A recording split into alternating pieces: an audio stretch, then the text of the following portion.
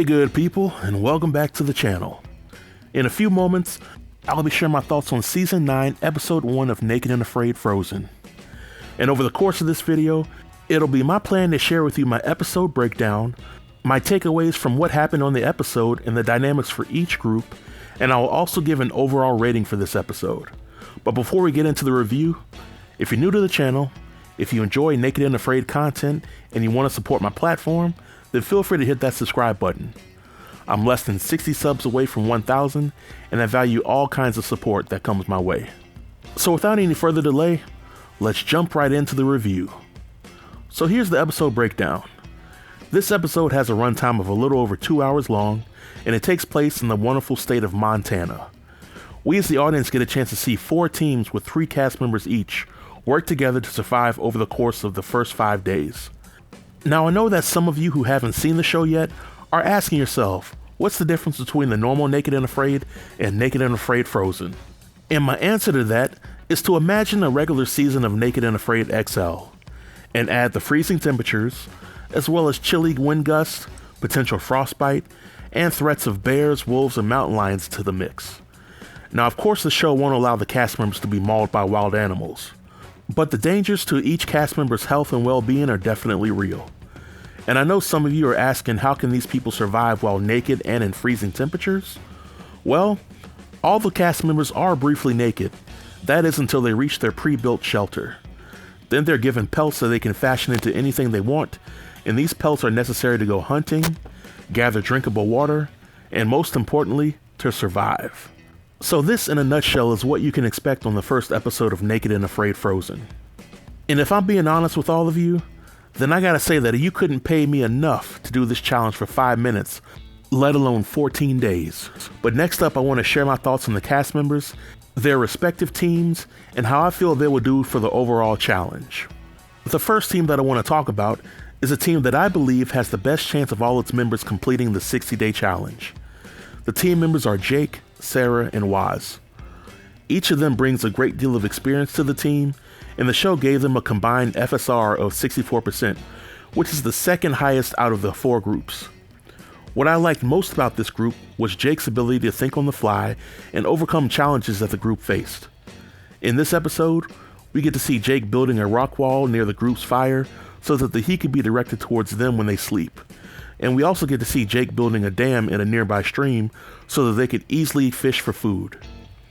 Now there were a few times that Sarah brought the group's energy down with her negativity, but Jake and Waz didn't hesitate to encourage her, and that ultimately paid off. By the end of the episode, the group had put themselves in the best position to deal with the harsh climate and catch meaningful food out of the other teams, and the show increases their FSR to 66% at the end of the episode. So unless there's some serious medical issues that the members on this team encounter, I think that they all should complete the challenge with ease. Now the second team that I want to talk about was given a combined FSR of 71%, which was the best shot at completing the 60-day challenge, but they ended the episode with a combined FSR of 53%. The team members are Gabby, Joe, and Kai. Now on paper, I would say that these 3 team members are rock stars. Gabby and Kai are vets to Naked and Afraid, while Joe had already completed a Naked and Afraid challenge in Montana. Now in the first hour of this episode, the group had no problems getting their shelter situated, but when nighttime hits, the temperature inside the shelter is just above freezing, and they had to take turns keeping the fire going. The very next day, Joe begins to show signs of dizziness, which may have been due to dehydration.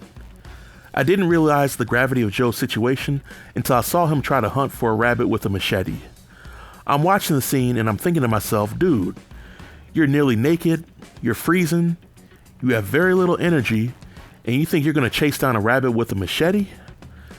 Joe spends a large part of the time resting while Gabby and Kai pick up the slack and collect water as well as water chests for food.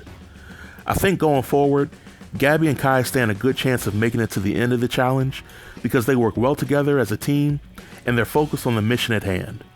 But I don't think Joe will make it another 5 days, and this is because the environmental conditions may be too much for him to handle. The team members on the third team featured in this episode were Wes, Sarah, and Jermaine. The show rated their FSR at 56%, and this was mainly because Jermaine had only one Naked and Afraid challenge under his belt, while Wes had a reputation for not finishing his challenges. Sarah, on the other hand, was a rock star in her past Naked and Afraid challenges, and she quickly became the leader on this team. One thing worth mentioning for this team was that on their very first night, the temperature in the shelter was just below freezing, which froze their drinking water. The next day, Jermaine had a brief hypothermia scare, but once he warmed up, he felt a strong sense of thirst, and he went to retrieve some snow that he could melt for drinking water. This decision proved to be unwise because the nearby snow had snow fleas in it, which carry bacteria, and the drinking water made Jermaine and Wes pretty sick.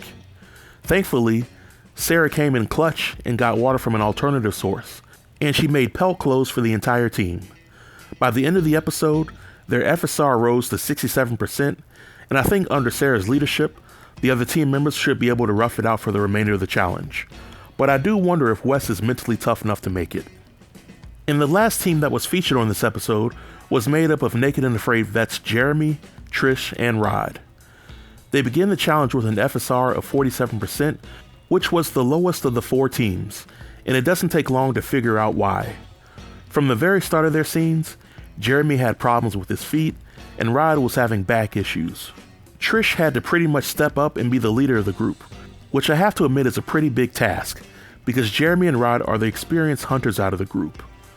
On the first night of the challenge, their shelter was nowhere near completed, and as a result, the temperature outside and inside the shelter was 24 degrees, which is pretty cold if you ask me.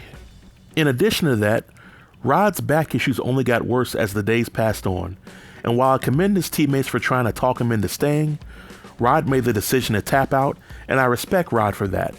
Now, over the years, I've watched a number of Naked and Afraid episodes, and if there's one thing that I know, it's that finishing a challenge on the show is not worth endless pain and possible hospitalization.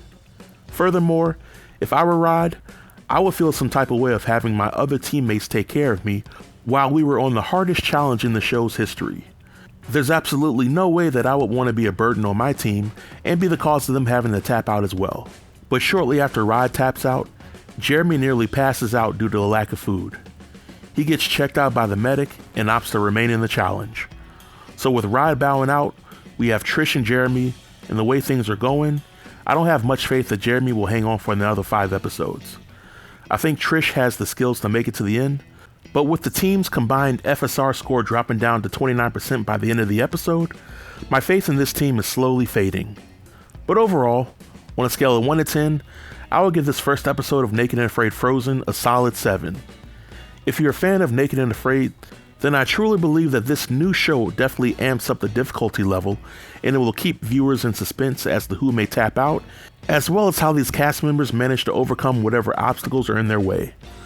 I look forward to seeing the remaining episodes for this season, and I would definitely recommend this show as a must-see for anybody that's interested in checking it out. But this marks the end of my review. If you have any questions or comments about the show or my review, feel free to leave them in the comment section below, and I'll be sure to reply to each and every comment. Until next time, stay tuned and stay safe. Peace.